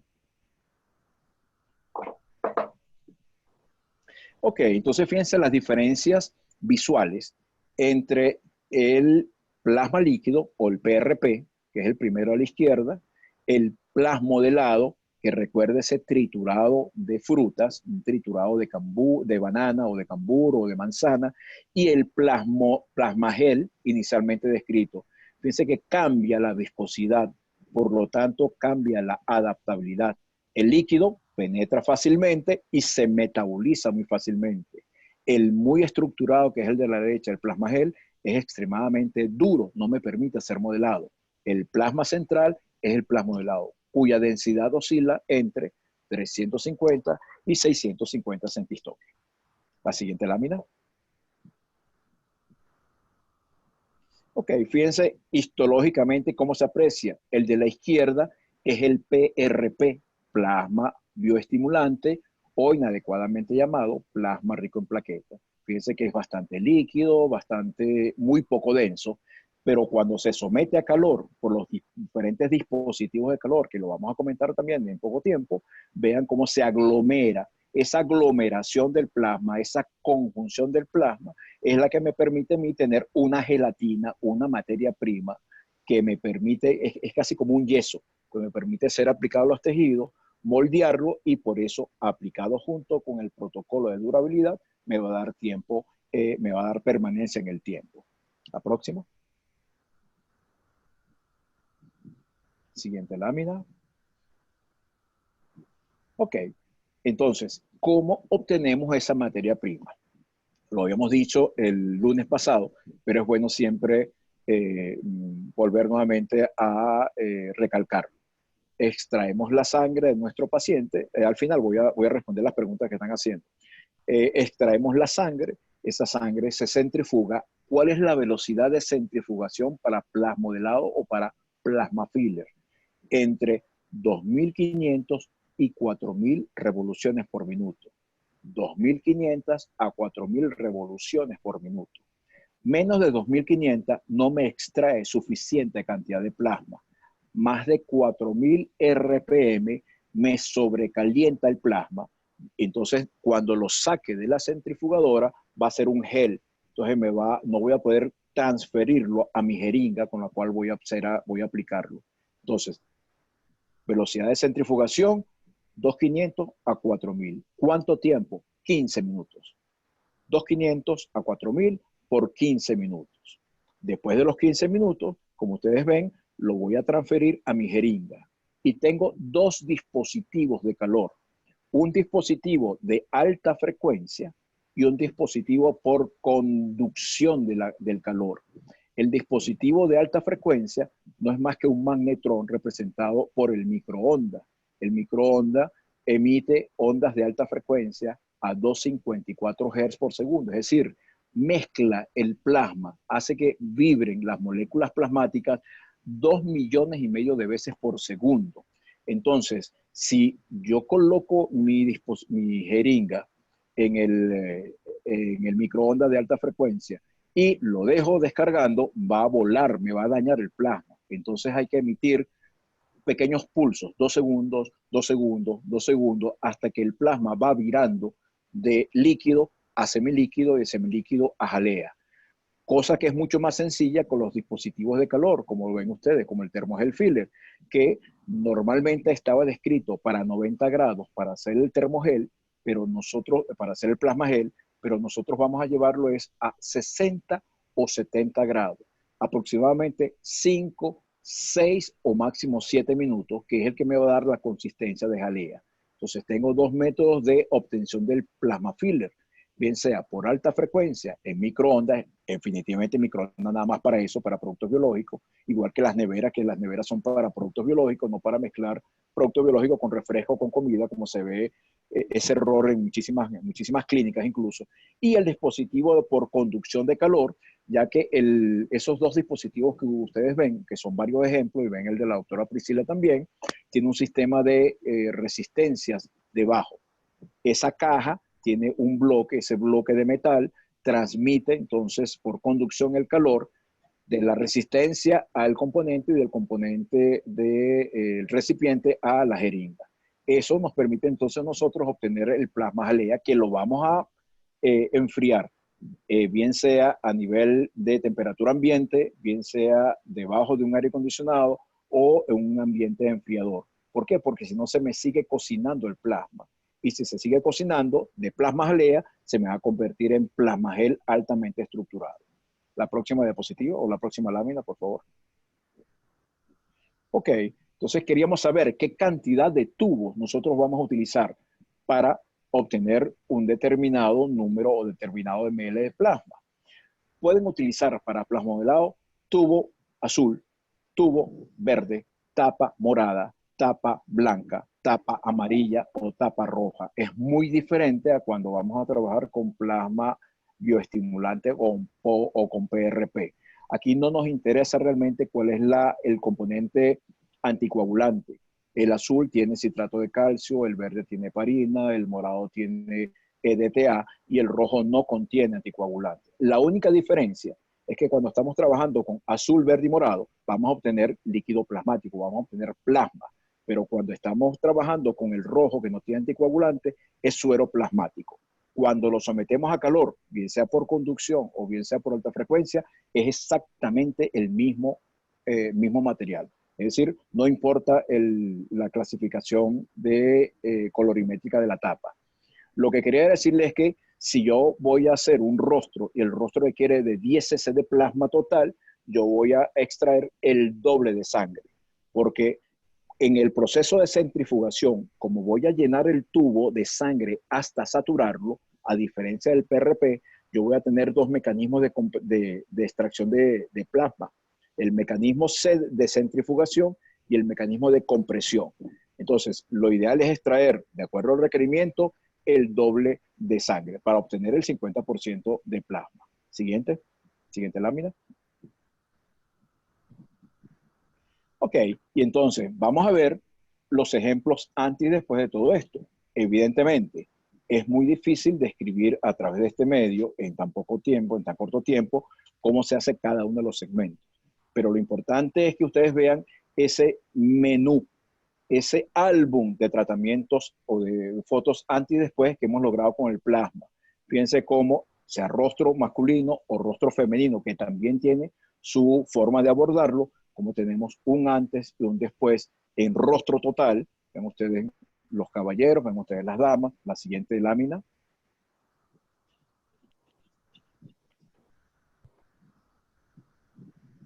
Diseño nasal, e incluso, ¿qué es lo que normalmente uno debe trabajar? Debe disminuir la jiba. El dorso masculino, el dorso de la nariz masculina, debe ser recto y la punta tener una proyección entre 90 y 100 grados. El dorso femenino es cóncavo, ligeramente cóncavo, con la punta entre 100 y 120 grados máximo. Vean ustedes cómo los primeros dos caballeros y en la foto a la derecha es para corregir principalmente esas dismorfias naturales, pero la lámina del centro, justamente donde dice plasmodelache nasal, es una sinequia posquirúrgica. Una sinequia posquirúrgica, ya sabemos que hay unas posibilidades después del diseño nasal quirúrgico de que ocurran este tipo de malformaciones, no porque el operario la realice mal, sino por toda la habilidad que tiene la estructura nasal, cómo se puede corregir también con el diseño nasal. La siguiente. Hicieron una pregunta hace un momento que la vi muy rápida. No nos interesan los factores de coagulación, doctor. Realmente no estamos trabajando con factores de coagulación, estamos trabajando con masa, con plastilina, con gelatina. Esa plastilina va a ocupar el espacio y es la que va a desencadenar los fenómenos de reactivación. Pero realmente en este caso no nos interesan ni las proteínas ni los factores de coagulación. Lo que nos interesa es obtener la masa, para esa masa introducirla en el tejido y desencadenar la fase inflamatoria, la fase proliferativa y la fase de remodelación hacia la pseudofibrosis. Noten cómo la infraórbita en las fotos de abajo, cómo se nota también si hay un edema infraorbitario, cómo se corrige el canal. Hay una técnica para la corrección del canal, y si hay un vaciamiento total de la infraórbita, como podemos también hacer una nivelación para que la persona no solamente deja de verse más cansada, sino que estamos tratando de buscar la armonía facial. La siguiente.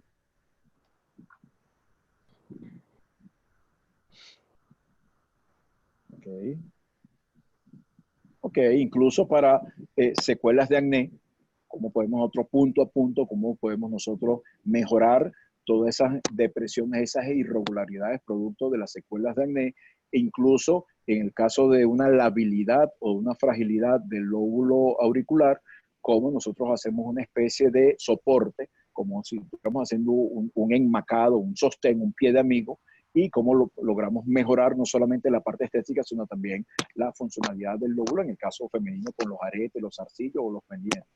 La próxima.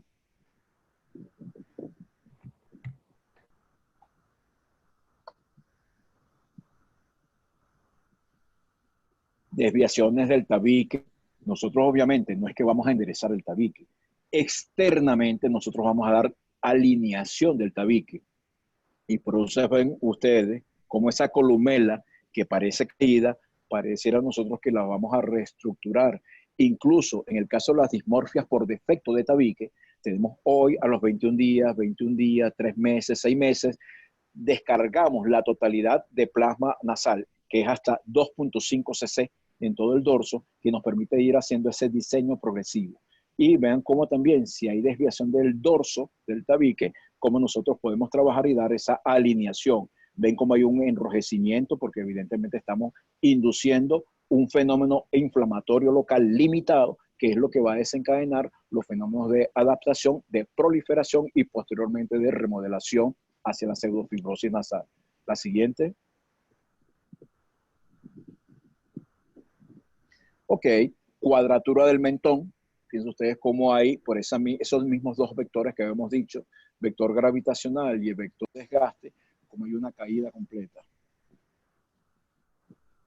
Ok, como hay una caída completa de la estructura del tercio inferior del rostro y cómo los vamos cuadraturando. Igualmente, cómo se hace el diseño de labios, muy diferente al diseño de la sonrisa, muy diferente a la armonización orofacial. Simplemente aquí lo que estamos es, por superficie de área, haciendo un reforzamiento tanto del labio superior, el filtrum, y que llegue hacia la columela, y por supuesto del labio inferior.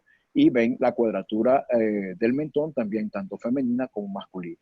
La siguiente lámina. Pasamos a la siguiente. Ok, cuando hay problemas de alineación a nivel de miembros inferiores, tanto a nivel de muslo como a nivel de pierna, tobillo, pie.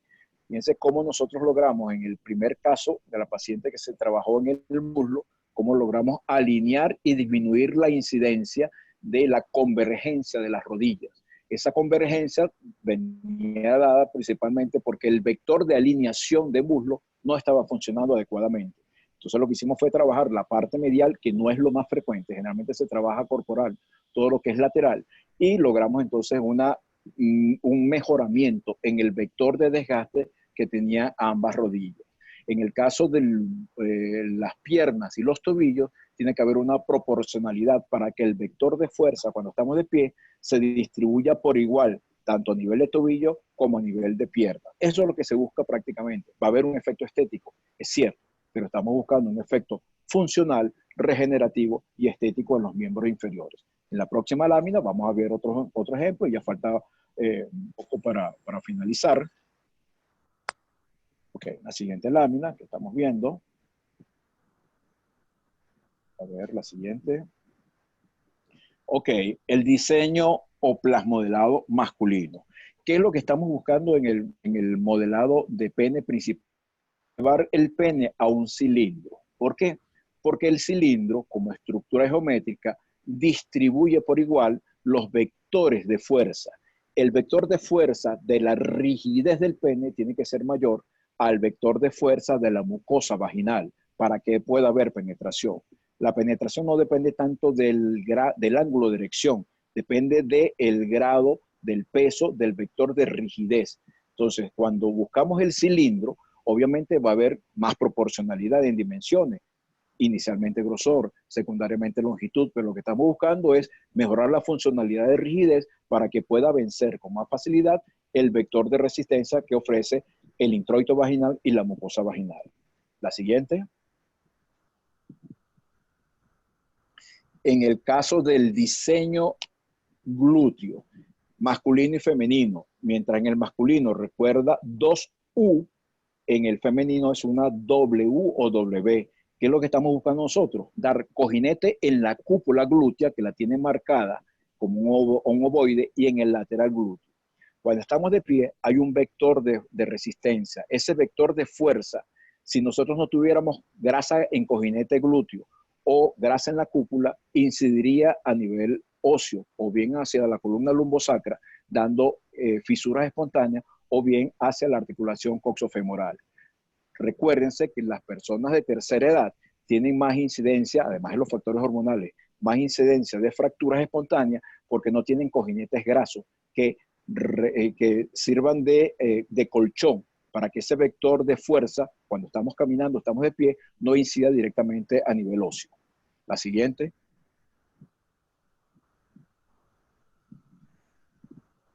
Ok, incluso en los casos de hallux valgus o de dolores al apoyo por una disminución del tejido graso, fíjense que haciendo este tipo de plasmodelado logramos mejorar la laxitud que tiene la articulación originaria del dolor en el caso de los hallux valgus, y en el caso de falta de soporte de apoyo, pues nosotros le damos más curvatura a la parte medial del pie y por supuesto a los dedos. Estamos mejorando el soporte de apoyo. Al mejorar el soporte de apoyo disminuye la sintomatología del paciente, bien sea por agotamiento, por déficit de tejido graso, o bien sea por el hallux valgus. La próxima, la siguiente lámina. Y ya estamos prácticamente terminando esta este bosquejo. En el caso también del desarrollo de bíceps, tríceps o pectorales, también es posible hacerlo con dosis terapéuticas definitivamente en el caso masculino. Y en el caso de las mamas, de los senos, nosotros es un balón mamario. Ese balón mamario tiene un polo norte, un ecuador y un polo sur. Trabajando justamente a nivel del ecuador, podemos incidir tanto en el polo inferior, dándole soporte, levantando la mama, como ustedes la ven, y cuando trabajamos en el polo medial o a nivel del ecuador, estamos dando la forma del escote. Entonces, con el plasma de lado, la misma secuencia, el mismo protocolo, la misma preparación, obtenemos un mejoramiento del balón mamario, tanto a nivel de soporte, como a nivel de proyección de pezón, como a nivel, por supuesto, de el refrescamiento del escote. La siguiente. Fíjense todo lo que se puede hacer hoy en día con el plasma, no solamente a nivel facial, a nivel genital femenino, por supuesto. En la primera diapositiva, en la primera foto superior, es el no deber ser. Las estructuras clitorianas, labios, el introito vaginal no debe estar sobreexpuesto por cuestiones bien sea hormonales, de comportamiento, de hábitos de la paciente, el rasurado, las toallas sanitarias, factores alimentarios, se consumen las barreras de los labios mayores. Al consumirse la barrera de los labios mayores, obviamente queda entreabierto, por decirlo de alguna manera, el introito vaginal, y eso aumenta la morbilidad genital. Por eso es que en el 2007 o desde el 2007 en República Dominicana y en el resto de los países comenzamos a desarrollar los protocolos genitales femeninos, no solamente en labios mayores, también hacemos a nivel de uretra, a nivel de labios menores, monte de Venus, nivelación del periné, estrechamiento vaginal no quirúrgico, reforzamiento del punto G, prominencia del clítoris. Es decir, hay un ramillete o hay subtécnicas para mejorar también toda la estructura genital femenina y bajar la morbilidad. O incluso para las incontinencias urinarias grado 1, grado 2, se está aplicando no solamente láser, no solamente plasma PRP, sino también se está utilizando plasmodelado para hacer un cojinete, un soporte. Fíjense ustedes entonces que estamos combinando ya técnicas para optimizar realmente el resultado en las pacientes y disminuir las posibilidades, por supuesto, en aquellos pacientes que no tengan perfil quirúrgico, disminuir su entrada a quirófano. La siguiente. Creo que ya estamos casi en las últimas. Y en el caso de pacientes con artrosis deformante, obviamente hay un equilibrio entre los agonistas y los antagonistas. En el caso de esta paciente, la de arriba y la de la derecha, había una dismorfia severa por consumo principalmente del dorso. ¿Qué ocurría? Que predominaban los flexores y por supuesto ven ustedes cómo la mano pues está en garrote. Al rellenar de plasma el dorso, estamos dando no solamente un soporte, un apoyo, sino que estamos mejorando la funcionalidad de agonista y antagonista. Y por eso no solo mejora la función estética, sino por supuesto la funcionalidad de la paciente, sobre todo en la función de agarre, de aprehensión. Y por supuesto que tendremos las pacientes donde hay, digamos, un vaciamiento muy leve a nivel del dorso y como a través del plasmodelado con una dosis terapéutica determinada también y unos puntos de abordaje podemos mejorar también esa estructura. La siguiente.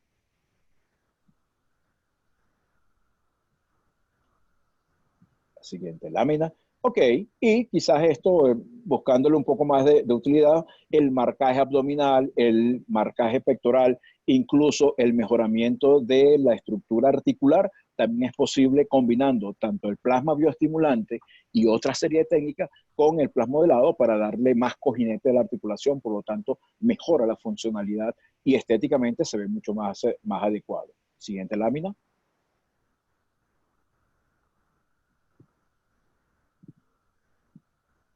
Y ya, finalizando, tenemos 3 o 4 láminas de pacientes con parálisis facial, como de manera secuencial, nosotros colocamos normalmente, fíjense, normalmente se coloca un vector de relleno y un vector de soporte. En el caso de las parálisis faciales, la hemicara que asciende, nosotros colocamos vectores de relleno para que baje. Y en la hemicara que desciende, colocamos vectores de soporte para ir enderezando, por decirlo de alguna manera.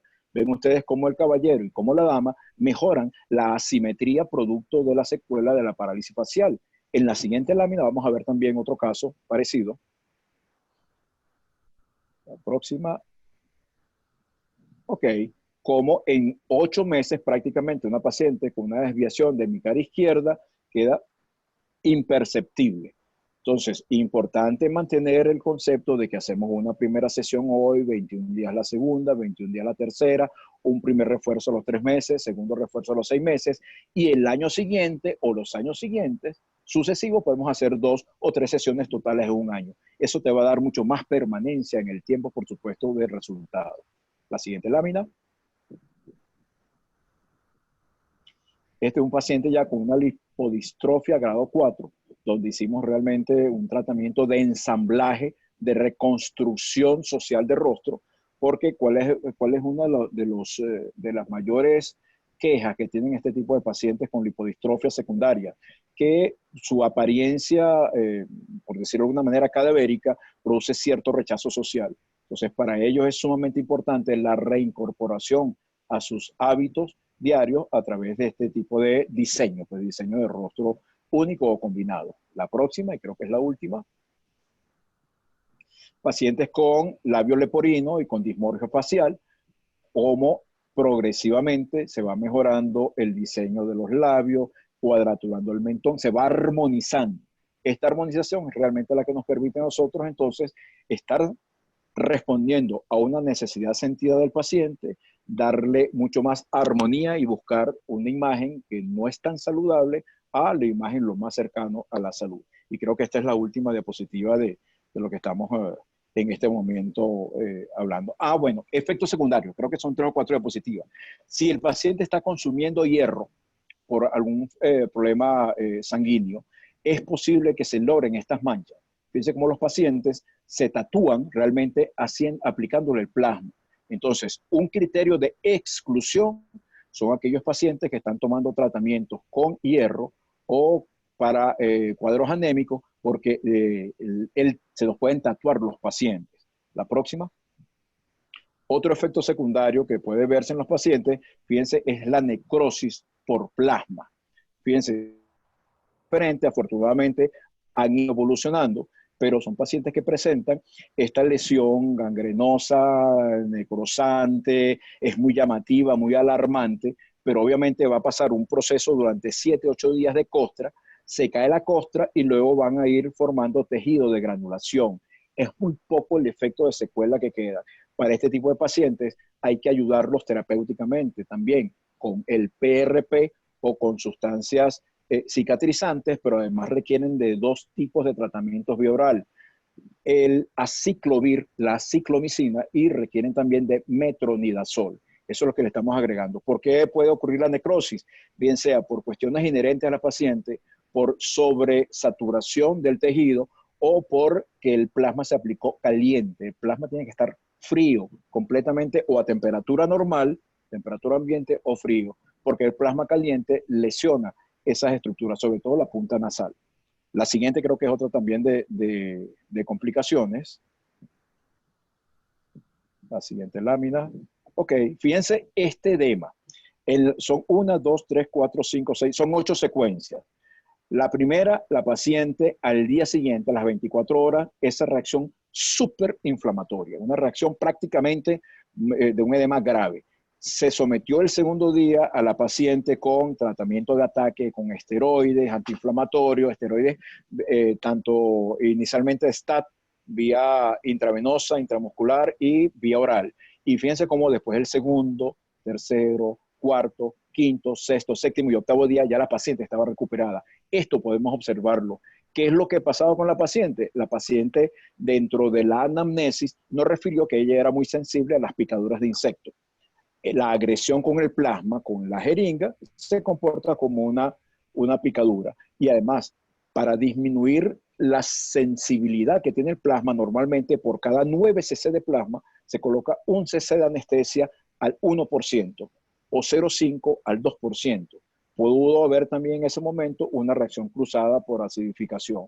Pero este tipo de edema hay que trabajarlo inmediatamente a las 24 horas, igual como si fuera una reacción anafiláctica. Y a los 7 días ya logramos un mejoramiento muy significativo, prácticamente un cese de toda esa reacción de hipersensibilidad. Siguiente lámina. A ver. Siguiente lámina. Ok, y entonces El otro efecto secundario, creo que está después de esta, es la presencia de granulomas o plasminomas.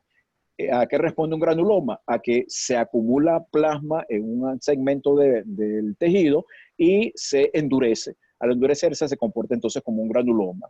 Uno de los tratamientos es hacer succión del granuloma y aspirar, porque generalmente siempre dentro del granuloma hay una gota de aire, que es lo que hemos observado.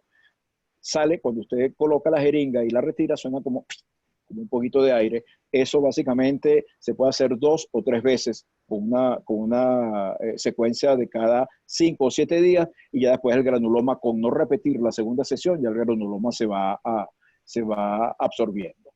Y bueno, esta lámina final es básicamente para que se vea que existen esos 3 estados del plasma. Y en esta otra lo que estamos viendo es que en el caso corporal generalmente sustituimos la cánula por catéter 14, catéter 16 o eventualmente el 18, y en el caso de facial sustituimos también la jeringa de bioplastía por una jeringa sencilla de 3 ml, 5 ml o 10 ml, y sobre todo una aguja calibre 21 o 22.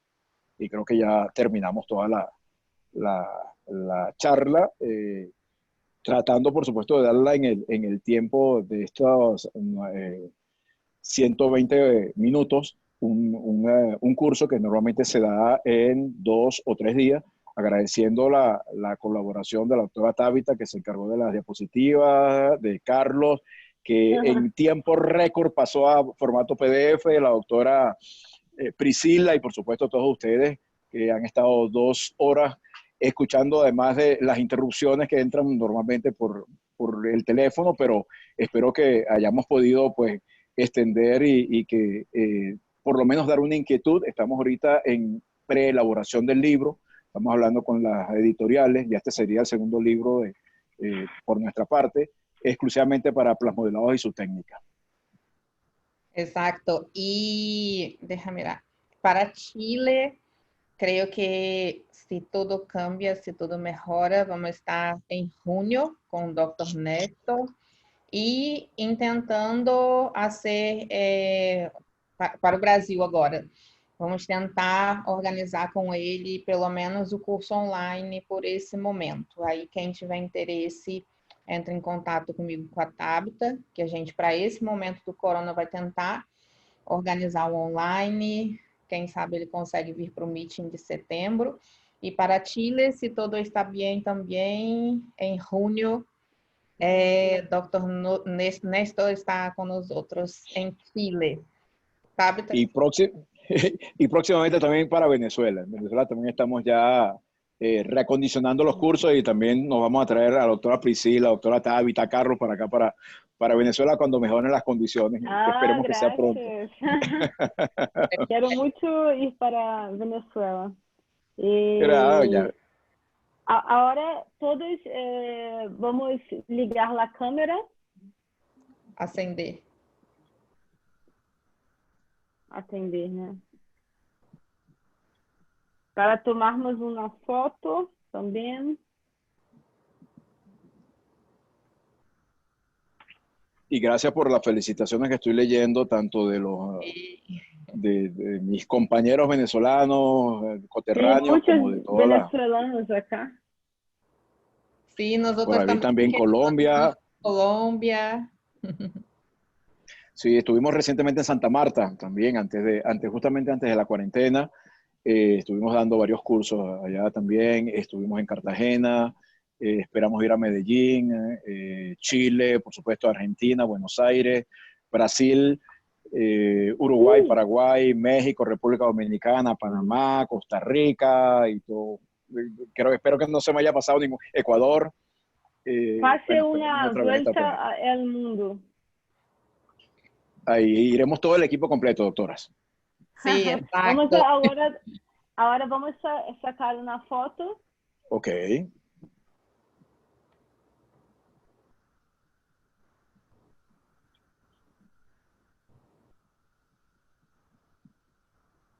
Pueden hablar, no hay ningún problema. Hubo un silencio total. Sí. La última. Mais uma, tá? Modo foto. modo pose. Ah, claro, claro. Vou enviar na foto.